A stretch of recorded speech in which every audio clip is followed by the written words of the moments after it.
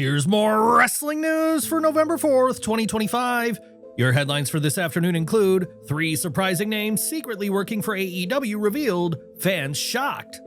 Triple H criticizes AEW's booking style, matches with no stories.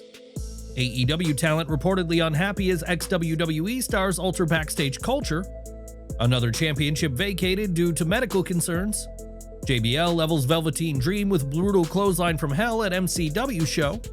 Rusev involved in incident with fan, full details emerge.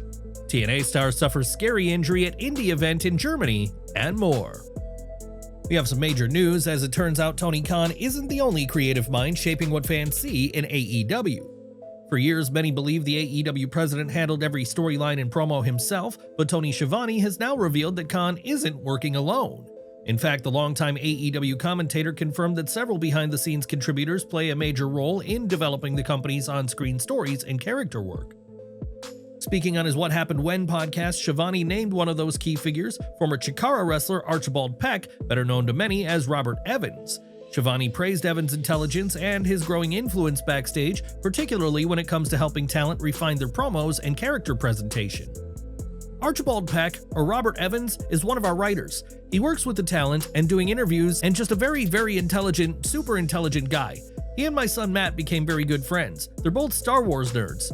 I think we use him the right way because he's very smart and I've seen him work with talent, and I've seen him work with talent on their skills as far as promos are concerned. He's very good at it. Schiavone also made it clear that Evans isn't alone in shaping AEW's creative direction. According to him, the company has 3 additional writers helping manage interviews, storylines, and segments, though he stopped short of revealing their names. While keeping those details under wraps, Schiavone took a moment to acknowledge another familiar name contributing behind the scenes, Chuck Taylor, who has reportedly transitioned from in-ring competition into a full-time backstage role as a producer and coach. It's a revealing insight into AEW's internal creative structure, and one that shows Tony Khan isn't the sole architect of the company's storytelling. Instead, AEW operates with a small but talented writing group dedicated to helping wrestlers develop their characters and improve their promo delivery. With respected minds like Robert Evans and Chuck Taylor quietly shaping AEW's voice behind the curtain, it seems the company's creative process is more collaborative and perhaps more balanced than fans might have imagined. In an era where wrestling fans constantly debate storytelling versus match quality, Triple H has made WWE's stance crystal clear. The company isn't trying to compete with AEW or UFC in terms of in-ring spectacle, it's focused on crafting emotionally driven narratives that make fans feel something.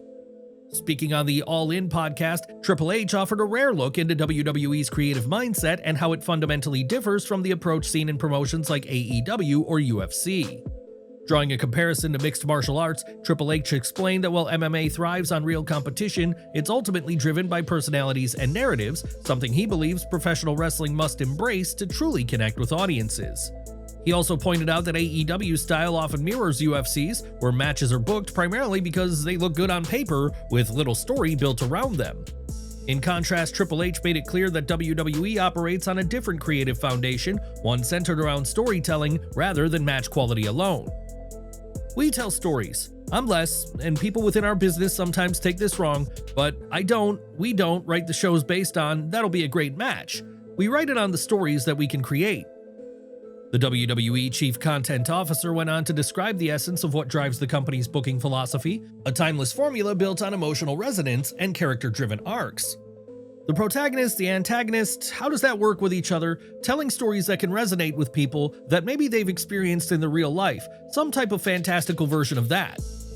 This storytelling-first philosophy has defined WWE since the Vince McMahon era, where every match and segment was designed to advance a larger narrative. The focus, Triple H emphasized, isn't just on producing great wrestling, but on giving fans a reason to care, heroes to root for, villains to despise, and stories that feel larger than life. By contrast, AEW's product has often faced criticism for being more match-centric, with Tony Khan frequently loading his cards with technically strong bouts that sometimes lack storyline depth or emotional build-up.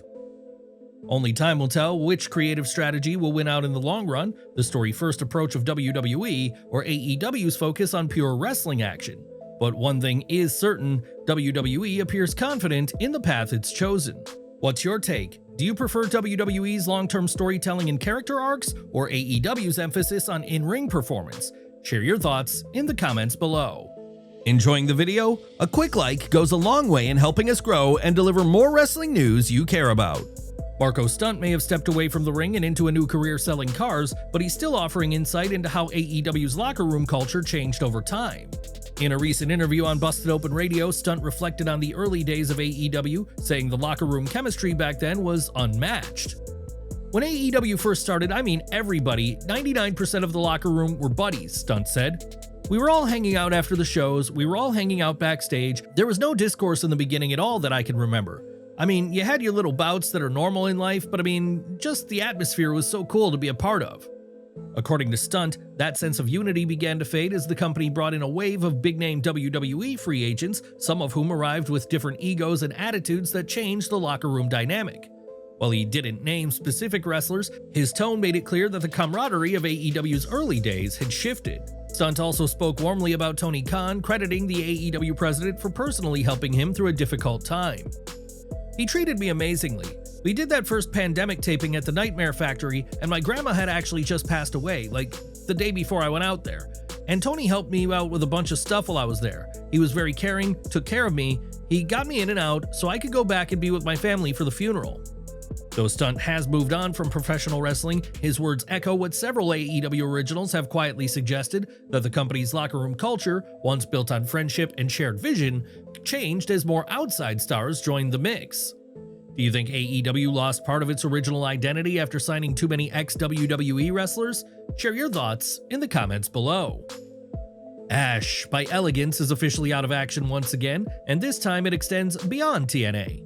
The former Knockouts champion has been forced to vacate another title, confirming that her in-ring career is currently on hold for medical reasons. At a recent Boa Raton Championship Wrestling event, Ash appeared via video message to announce that she was relinquishing the BRCW Women's Championship. In an emotional moment, she told fans, "I have to tell you something extremely difficult, so bear with me. I'm not medically cleared to compete, so with a heavy heart, I have to forfeit this title." This comes just weeks after she vacated the TNA Knockouts Championship for the same reason, following her medical disqualification from active competition. However, the championship didn't stay vacant for long, as another former WWE star immediately filled the void. At Boca Raton Championship Wrestling's November Knockdown event on November 2nd, Shayna Baszler defeated Lacey Lane in a 13-minute match to capture the vacant BRCW Women's Championship. In a fitting moment, the belt was personally wrapped around Baszler's waist by Ash herself, symbolizing a passing of the torch. With Baszler now holding gold outside WWE, fans are left wondering, will she continue defending the title in Boca Raton, or was this a one-time appearance to honor Ash by Elegance's legacy? Former WWE superstar Patrick Clark, best known to fans as Velveteen Dream, was left laid out in the middle of the ring after a shocking appearance by JBL at Maryland Championship Wrestling's Autumn Armageddon event in Dundalk. Clark had just picked up a victory over Javari Wolf when WWE Hall of Famer John Bradshaw Layfield stormed into the ring. Without warning, JBL flattened Clark with his signature clothesline from hell, before also taking out Clark's ringside companion. Since his WWE release in May 2021, Clark has been steadily rebuilding his career on the independent circuit, but this unexpected encounter with JBL may have just reignited fan interest in his next move. Rusev has made it clear he won't be footing the bill for a fan's broken phone after a recent misunderstanding. In an interview with Shaq Wrestling, the former United States champion addressed an incident from a May episode of WWE Raw where he appeared to knock a phone out of a fan's hand during his entrance. Rusev denied causing any damage and firmly reminded fans to respect performer boundaries. "I saw that I knocked somebody's phone down, but it wasn't broken, so if they're trying to pay me for that, that's not going to happen. I saw the phone was working. There was continuing footage, so I'm not paying for that phone." He also doubled down on his stance about fan behavior during entrances, adding, "Keep your hands to yourself, people. There's a barricade for a reason, man. Stay on this side of it. And I'm a large man. My shoulders are pretty broad. Sometimes I feel it. I have the energy and I go wild. I run out there, so keep your hands to yourself." The message was clear. Rusev's entrances may be intense, but if fans cross the barricade line, the responsibility isn't his. His comments serve as a firm reminder that safety and respect go both ways between performers and the audience. Mustafa Ali has revealed some surprising news following his latest international match, and it comes at a pivotal point in his post-WWE career. On November 2nd, Ali competed for German Wrestling Federation (GWF) in Berlin, facing Peter Tihanyi in a singles bout. Despite delivering another high-energy performance, Ali came up short in the match, but what caught fans off guard came shortly after when Ali announced to the live crowd that he was dealing with an injury. The revelation quickly spread across social media, sparking concern among fans about his condition and whether it might impact his growing international schedule. Soon after, Ali took to X to clarify the situation and reassure his supporters. He confirmed that while he is injured, it's not severe enough to pull him from competition. "There will be extensive rehab, but I will not miss any dates," Ali wrote. Although he didn't reveal the nature of the injury, this statement suggests it's something he can manage through treatment and recovery while continuing to wrestle. Since leaving WWE in 2023, Mustafa Ali has been on an ambitious global run, competing across multiple promotions and countries.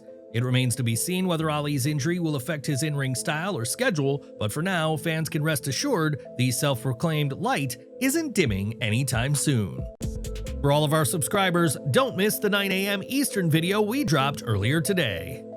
Smash that bell icon and select all notifications so you're always in the loop.